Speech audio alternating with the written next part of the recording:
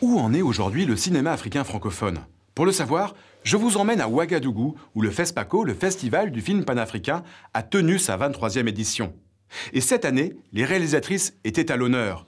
Parmi elles, la jeune cinéaste burkinabé, Éléonore Yaméogo, plusieurs fois récompensée pour son film Paris, mon paradis.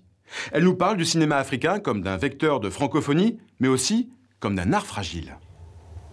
Le fait d'utiliser la langue française nous permet, nous, Africains qui avons plusieurs langues dans un pays, voire dans le continent, de nous comprendre.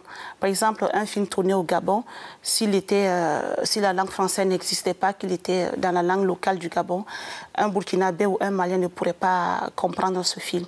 Donc le français permet aussi de transmettre le message. C'est très important que nos films soient vus en Occident, et particulièrement en France ou en Belgique, parce que nous parlons cette langue. Nous l'écrivons, nous rêvons en français, on filme en français. Donc c'est important que ces films soient vus en France.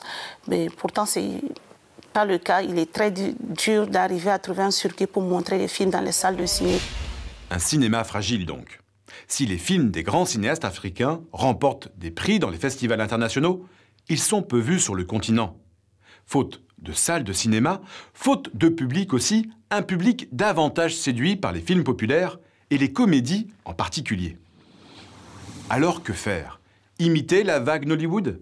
Ce phénomène place le Nigeria au 2e rang de la production mondiale. Mais avec des films tournés en 2 semaines, directement distribués en DVD, la qualité n'est pas forcément au rendez-vous. L'enjeu consiste aujourd'hui à mettre en place un système d'aide publique impulsé directement par les États africains eux-mêmes. C'est tout le projet du Fonds panafricain pour le cinéma et l'audiovisuel, soutenu par l'Organisation internationale de la francophonie. Fragile, peut-être. Mais le cinéma africain se fait le porte-voix de l'Afrique d'aujourd'hui. Ainsi, comme le dit le réalisateur Abderrahmane Sissako, quand on est sur un continent où l'acte de faire un film est rare et difficile, on se dit qu'on peut parler au nom des autres. Allez, maintenant les événements majeurs à ne pas manquer, c'est l'agenda francophone. En Nouvelle-Zélande, à Hamilton, le Festival du film français du 4 au 24 avril. En Égypte, au Caire, le Festival de théâtre scolaire francophone collège et lycée du 5 au 8 avril. Rendez-vous maintenant sur Internet pour en savoir plus, réagir et partager vos coups de cœur francophones. Prochaine destination, le quartier de Belleville, à Paris. D'ici là, bonne semaine à tous sur la planète francophone.